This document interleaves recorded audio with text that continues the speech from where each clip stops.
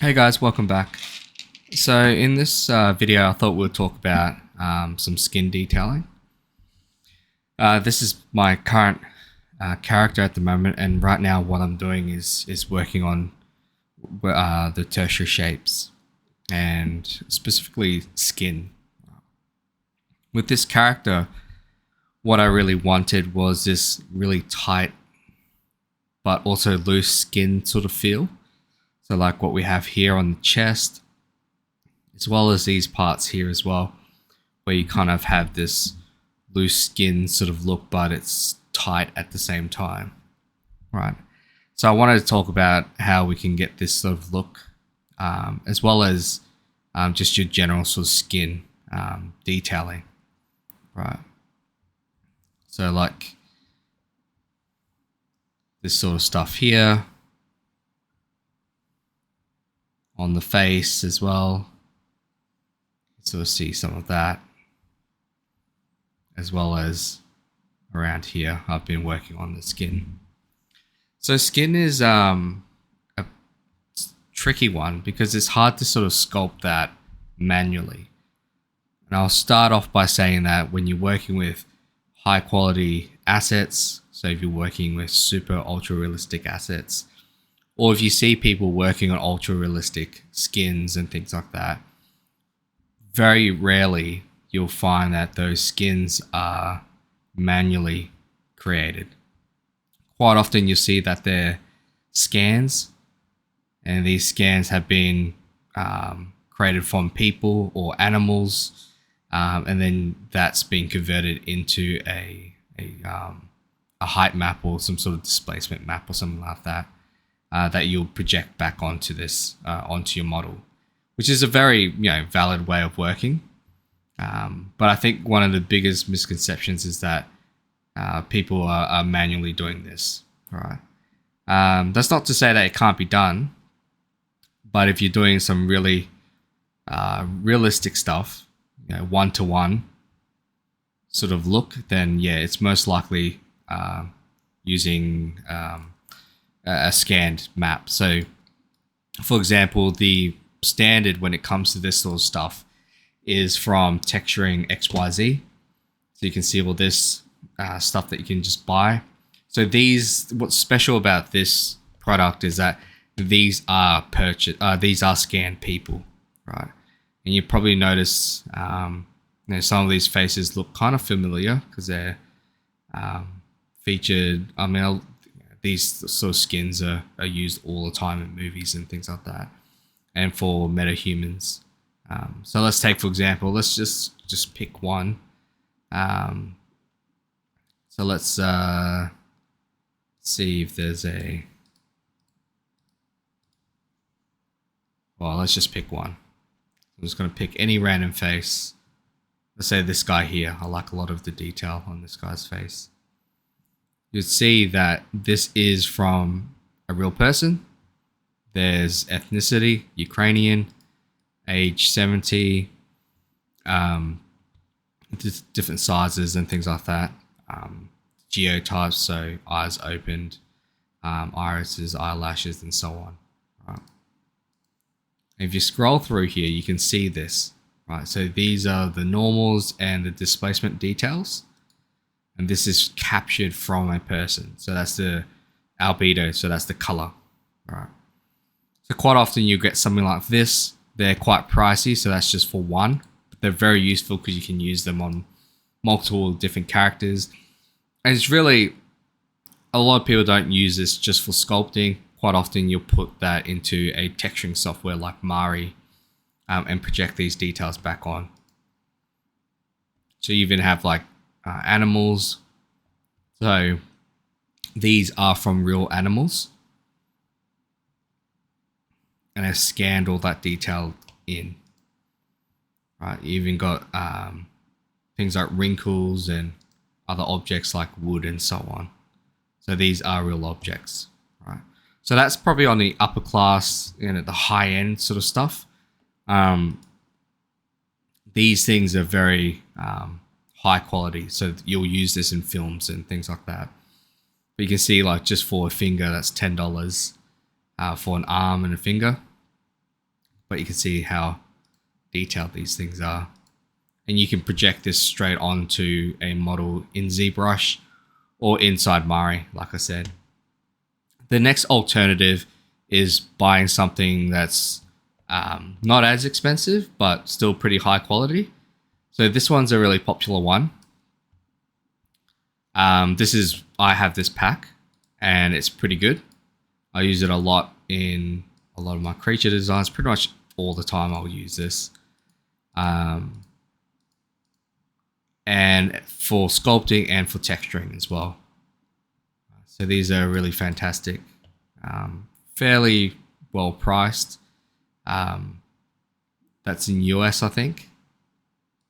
But it's good. I think if you're going to be doing this a lot, you probably want to invest in something like this because it's very easy. Well, it's not very easy. There's still a lot of work that goes into it, but it just speeds things up. So for example, something like this.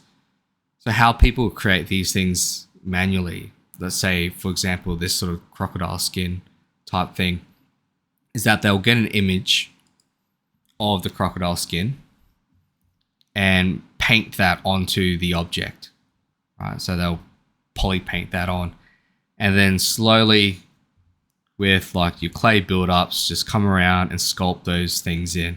So just tracing over that skin, right?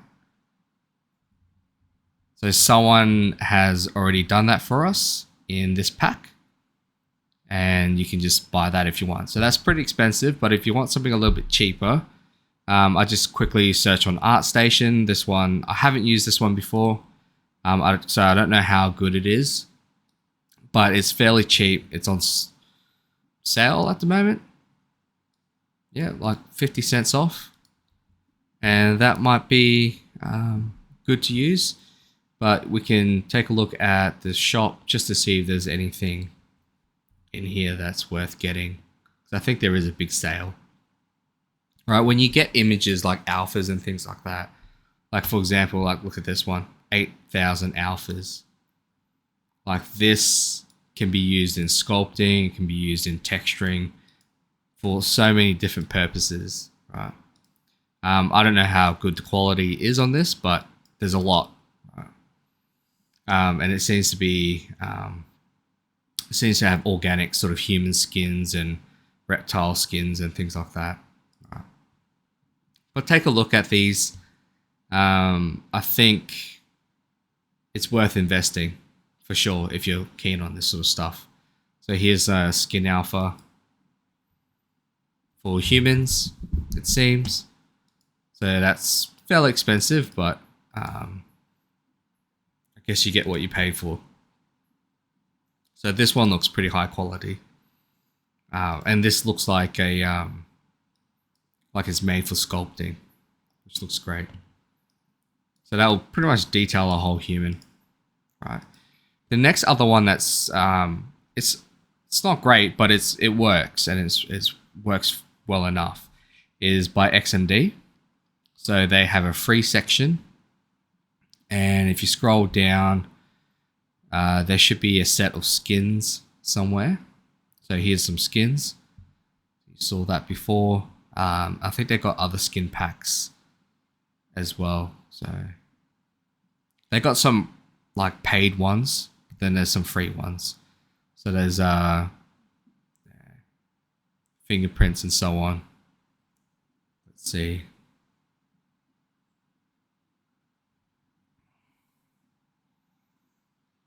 So IMM brushes. So if you're doing like a dragon, you don't even have to use this just for a dragon. You could just use this for rough sort of shapes, rough sort of skin or something like that on a person, right?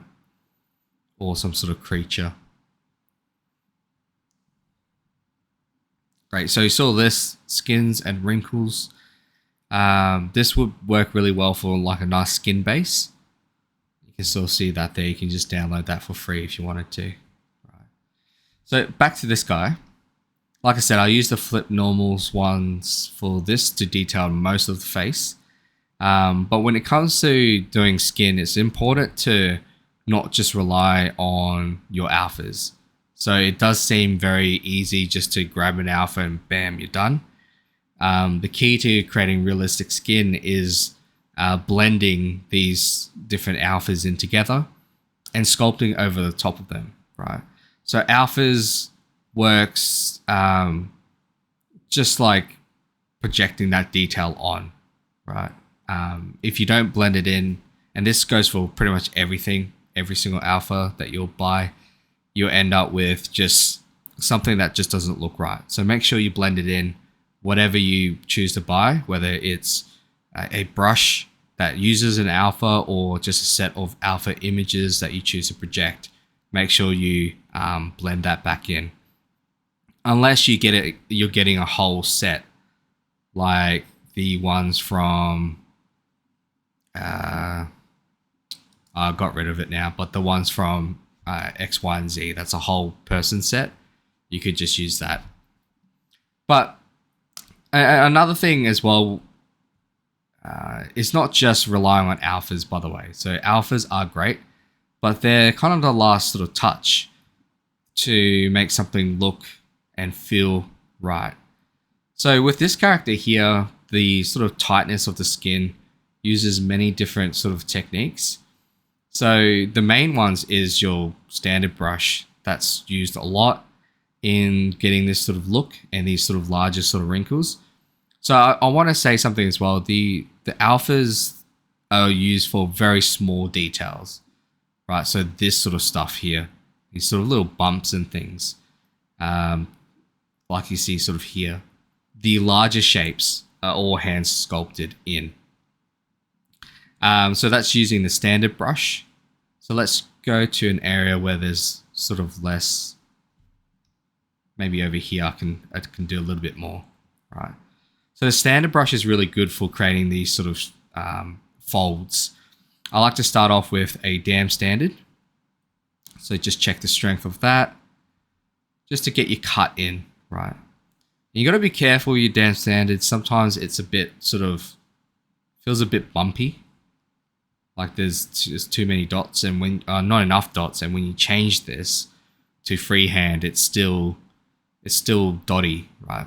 So what you got to do is go to stroke, lazy mouse, enable lazy mouse, and just reduce the lazy steps to something really, really small, right? Like 0.01. And I think this is, this will be different per object size. So yours might not work, right?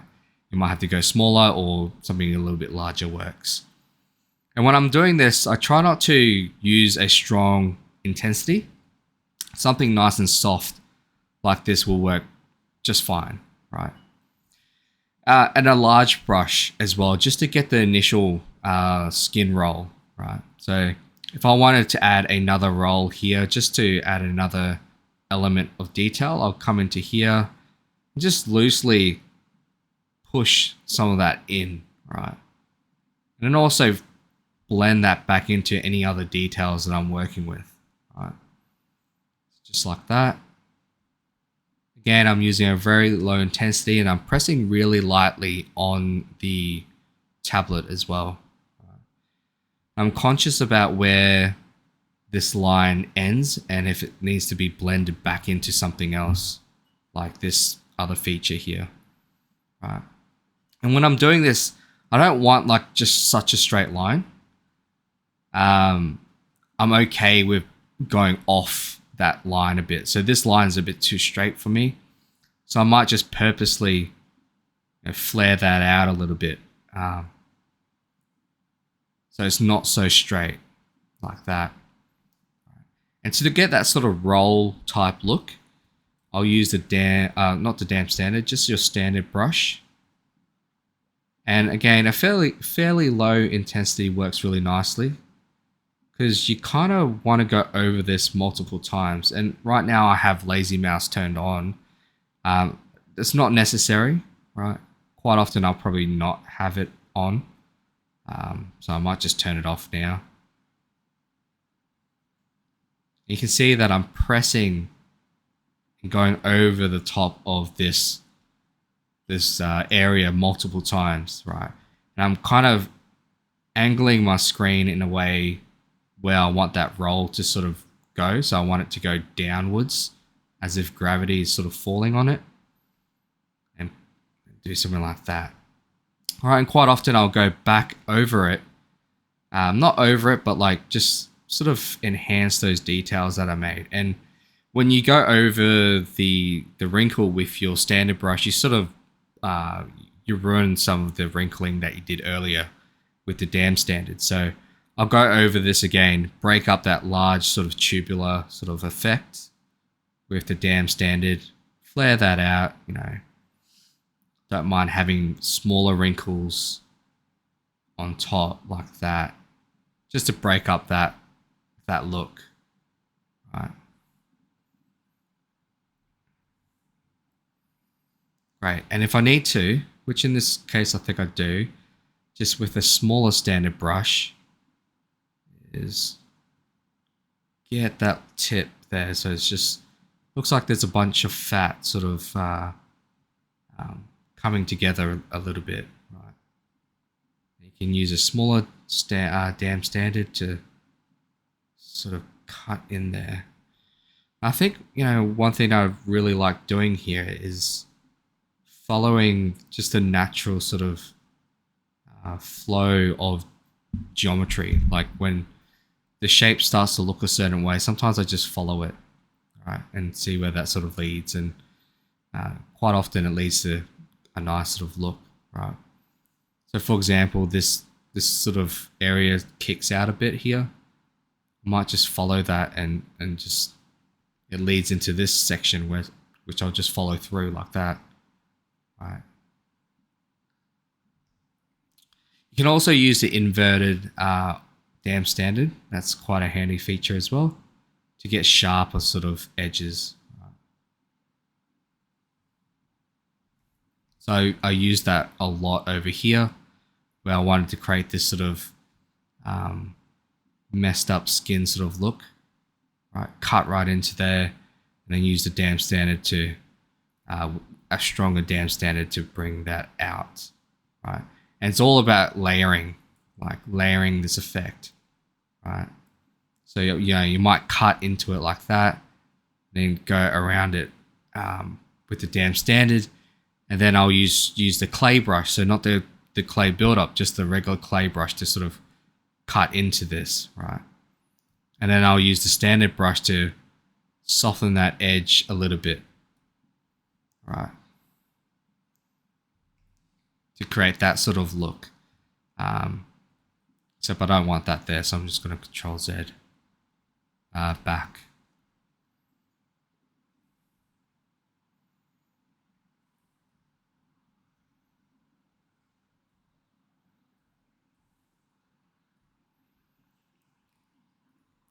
So quite often it's creative use of many different brushes.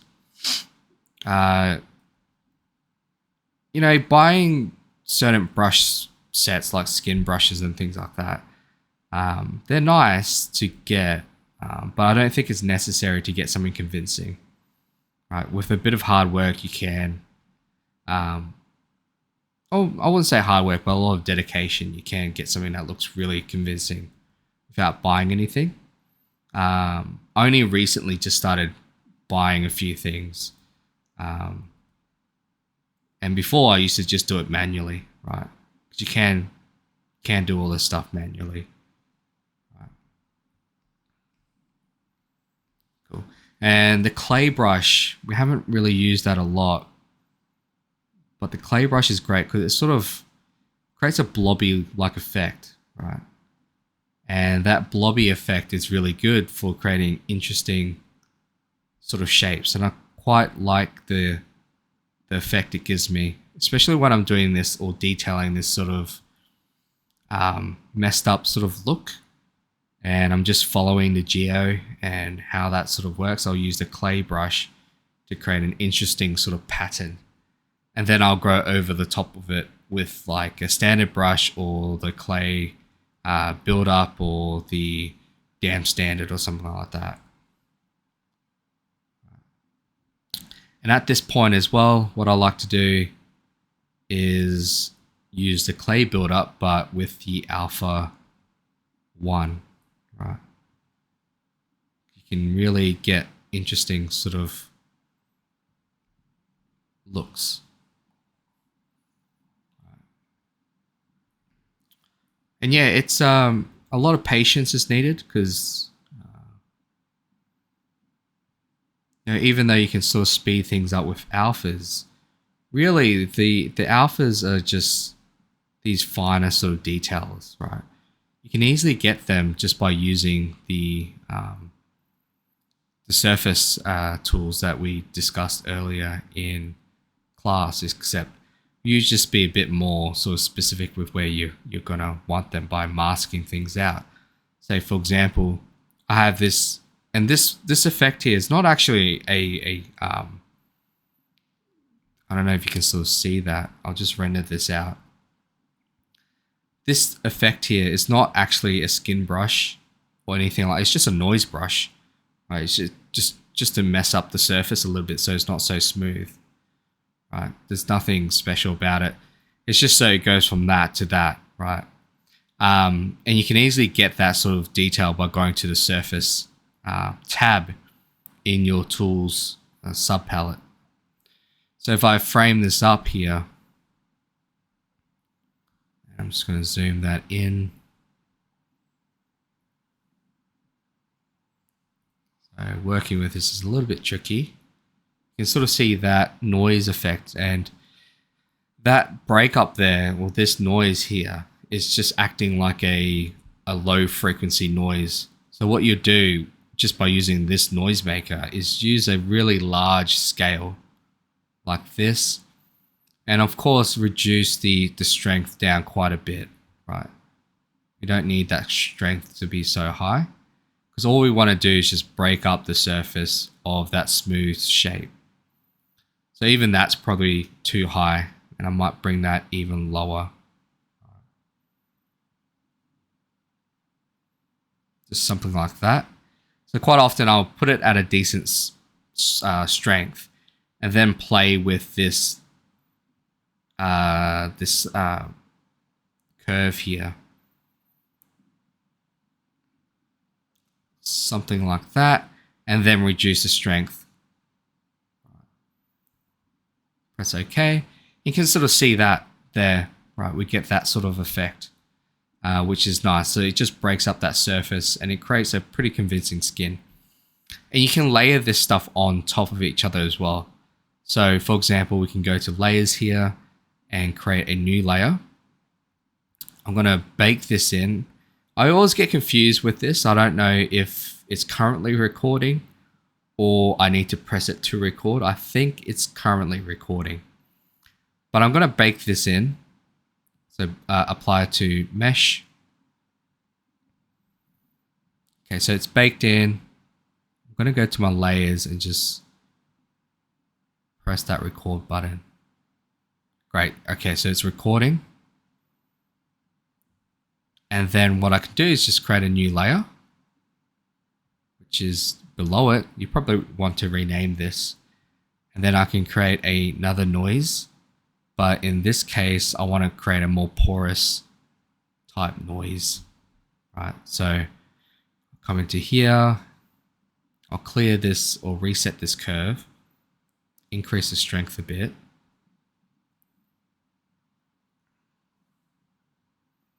Let's see if you can create a more porous type noise. I'm going to decrease that scale.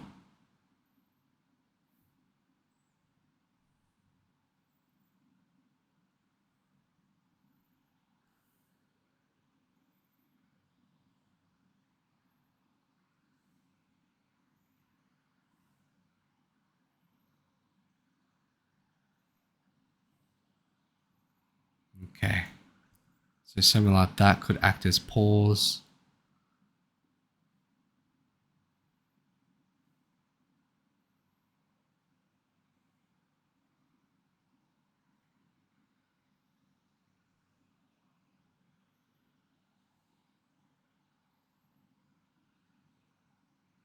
Or you can come into your noise plug and see if there's anything here that might work. Like, let's say maybe the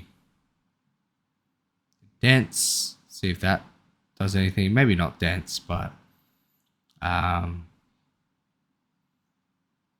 maybe spheres, spirals. Let's try spheres, and let's increase the strength.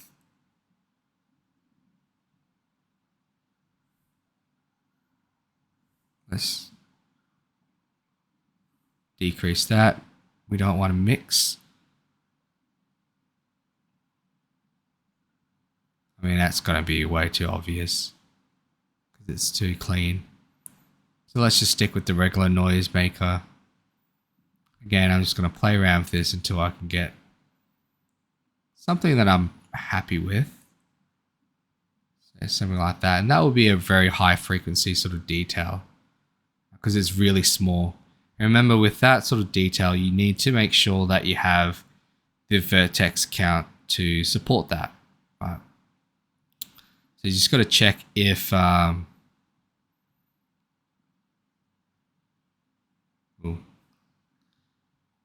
just got to check if when you bake it down, it looks okay. Might be a bit too porous. Maybe something like that. Great, so I'm going to go into apply to mesh. Might blur out a bit because it's not that dense. I'm pretty happy with that blurring because I actually prefer that a little bit. And then in your layers, you can sort of mix this around, right? If you want, so you can bring that down to 0. And then you can blend this other layer together if you want, which is the more low frequency detailing. Right.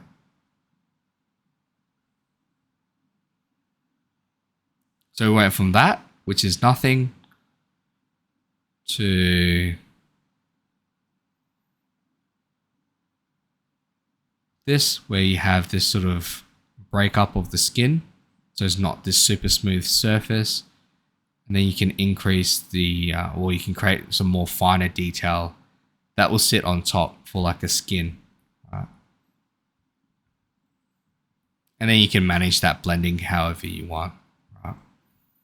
So if I unsolo that, you can still see that effect over this part here. Okay, so I'm just going to turn that off. So I don't want that. And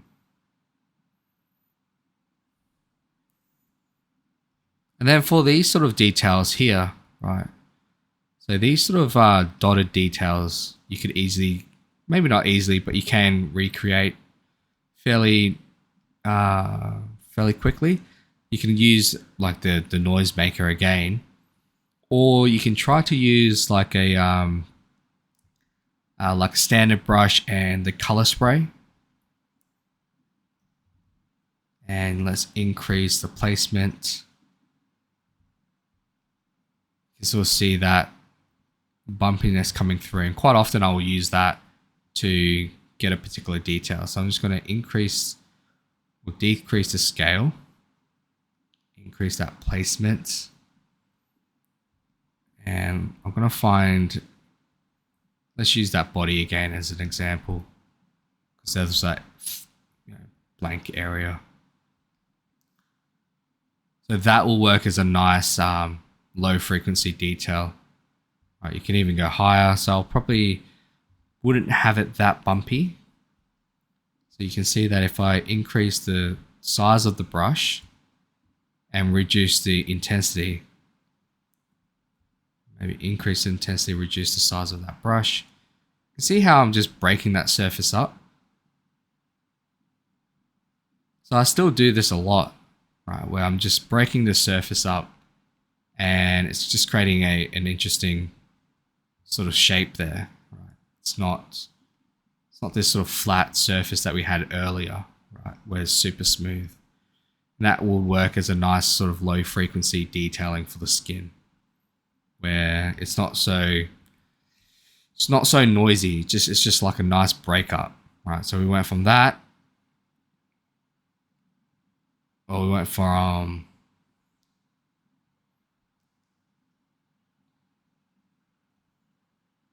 that, which was super smooth. Oops. So about here, we went from super smooth to a nice, let that load, to a nice breakup, right? And you can press Alt as well when you do this to create like an inverse effect, just to create a more interesting sort of surface, right? And high polish as well would be good for this at a really, really low intensity, right? That's probably too low.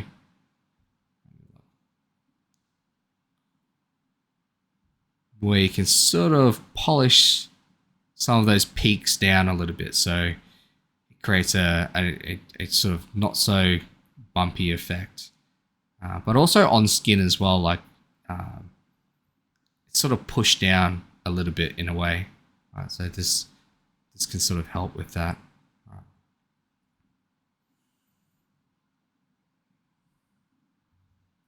Great. And if you are using that color spray technique, try to experiment with some of these different alphas as well, right? So maybe this one could help increase that breakup. So this will be a nice high frequency skin, that noise sort of effect, as just like a good skin base, right? So I'm going to reduce the size of this. So you got the low frequency skin, right, which I just made earlier, and now you got a high frequency skin where I'm just going to spread around here, right? And then hold down Alt as well, just to create more variation there. You can see that's a very convincing skin base, right? Before I do any of this high frequency, low frequency skin, I always create my wrinkles first, right? So I go around the whole body with a damn standard and just do this, right?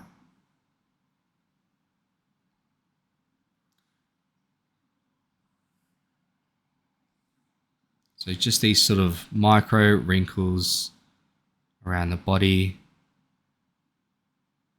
Try not to think about it too much. I just go into here and just do that.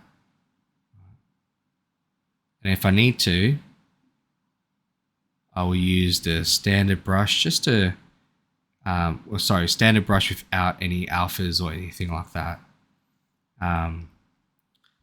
Just to sort of push these out a bit because they're kind of flat.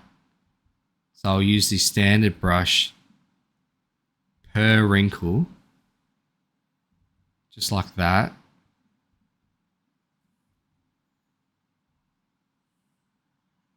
Sort of push these guys out a bit. And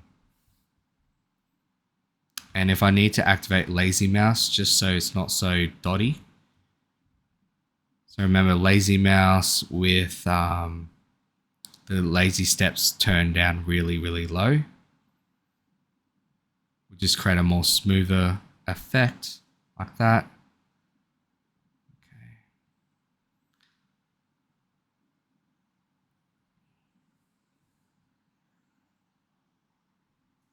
Again, with my damn standard, I'll just come into here and sort of cut that.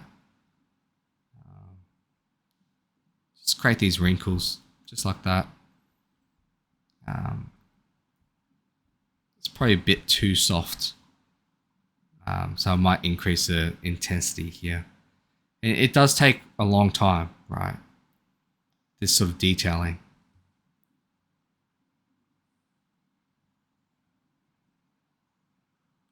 Try not to think about this too much, because I find the more you think about this process, the more or the less organic your wrinkles start to look. Right. So let's say I'm done. Then I'll go to my standard brush, color spray. And this is what I used to do all the time. And in many ways, I still do this, right? It's depending on the character that I'm working on. But this will be a great skin base, high frequency skin base. So it's too detailed. So I'm just going to reduce the intensity there, maybe to 3.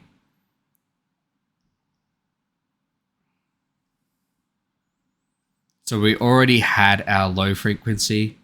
This will be our high frequency detail. And then I might press Alt a couple times and come into here a bit. Then with these wrinkles, I'll just go over them again. With a larger brush. So take this off. And this. Just to help push these features out a bit more.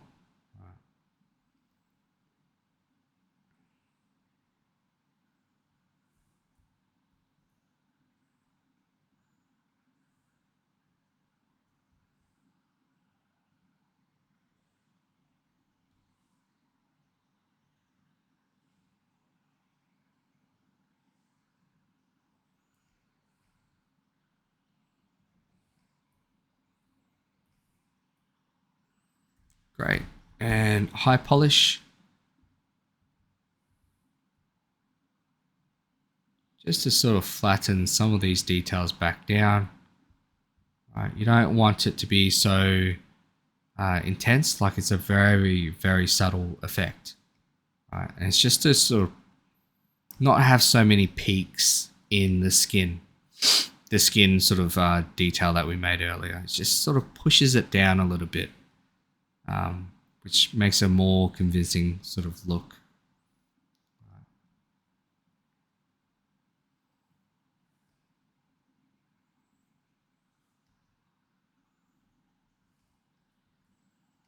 So let's render that out so you can see the details. Great. So that's a nice convincing skin base there. Of course, the ones that I have here are much more detailed because I spent a lot more time on this. So you can imagine this sort of effect that I made earlier combined with this will create a more convincing, a very convincing sort of look.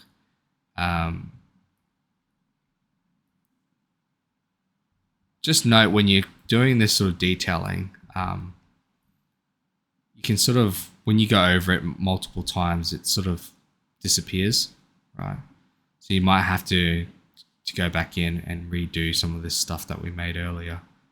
I don't mind doing that because you end up with a better result when you sort of layer these details on top. But just note that you're not going to get it all in one hit, right? It's something that you build up over time, right? Through lots of different layers of detail,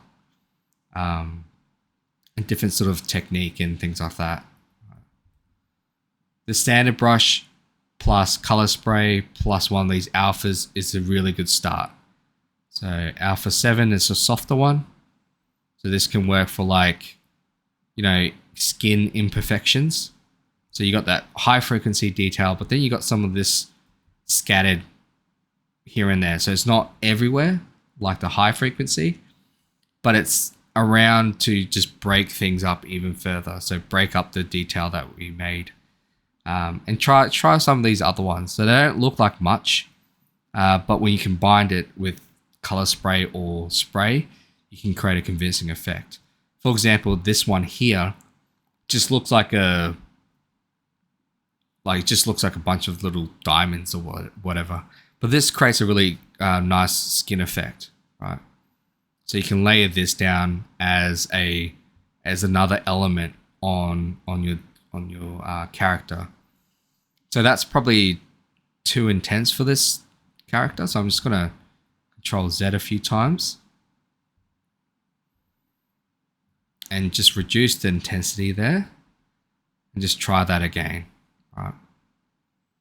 I might brush this in areas where it's a bit more rougher. So like maybe the shoulders would have this effect on top. Not everywhere, but in certain areas. And you can sort of see that effect right here. So that's the same effect that I've used pretty much up here as well. Right. So you can kind of see that over here. Right. So yeah, I still use these sort of standard brushes to create a particular look. You can see that happening right there, which looks nice. It looks like a rough sort of skin type look. Okay, so we got these sort of parts here. So we got these larger sort of breakups. So we started off with a low frequency detail that we made using the surface generator. Then we had a high frequency skin detail using the color spray and this alpha 23, which was a dotty type alpha, and just spray that everywhere, right? And then every so often, so around here, we used a different alpha, so alpha 7, to create some skin imperfections, so like little skin bumps. So it just breaks up the high frequency even more.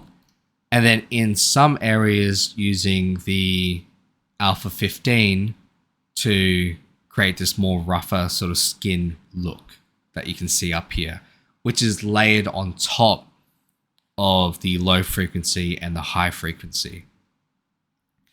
And in between all of that, we've been doing all our wrinkles and things like that, right? So I normally would start off with the wrinkles first, then I'll go over the top of it with this sort of detailing, and then I'll redo the wrinkles again if I need to, right? If you want to create like pores and things like that, you can use this drag react. And I find using the layers, oh no, this one works.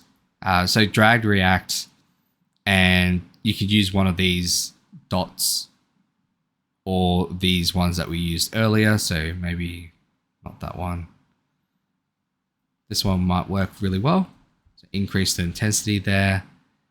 You can sort of see that. So it's not really pores. So I might use something else. Oh, this one will work really well though for scars. Like so you can sort of like layer this on top. And then you go over it with like a clay brush. Like this. It creates this sort of messed up look, which is quite nice.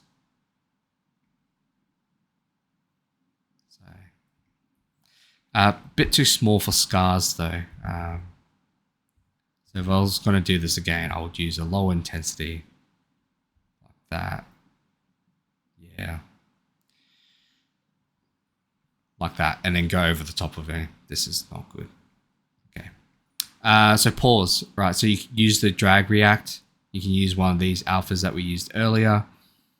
And instead of, I mean, this will work for, skin breakups. So like parts of the skin that have like little bits growing on it. But if you hold down Alt, you can put this around the nose like that. Right.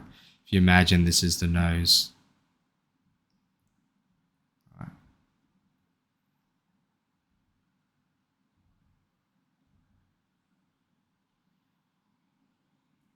Probably too intense. So I might reduce the intensity there. Just do something like that, and you can sort of see that that becomes like a more porous sort of skin, right? And if you wanted to, going over it with just your standard alpha and using the freehand works really well, right? So just doing this, just to just to exaggerate some of those details that we made, right? So it's important when we're using alphas, whether it doesn't matter what you're using, you never really want to leave them as is, right? You always usually want to go over the top of them with other details, like what I'm doing here. And these are very subtle effects. Like out of the whole character, it's one little thing like this. But it's those subtle details that really create a a nice final piece, a cohesive final piece. Okay. So that's how I go about detailing my characters. I wouldn't say it's the best way to do it. I wouldn't say it's the worst. I think it's important to find your own way of doing things. But general rule of thumb, I think it's pretty. I think something that's pretty agreed upon is to have a mixture of frequencies, right? So you have something that's very detailed or very noisy, then you have something that's larger, and then you have something in between. So a low frequency, mid frequency, and a high frequency detail. And with skin especially, you won't be able to find one thing to just do it, right? There's no magic brush out there or magic alpha that will just do it, unless you're using like an XYZ sort of texture, but that's more than just a texture. It's more than just an alpha as well, by the way. But you won't find one thing that will just do it, right? You can get close, but generally you'll have to blend it in and make it fit with your design. Okay, so I hope that helped. I'll talk to you guys in the next video.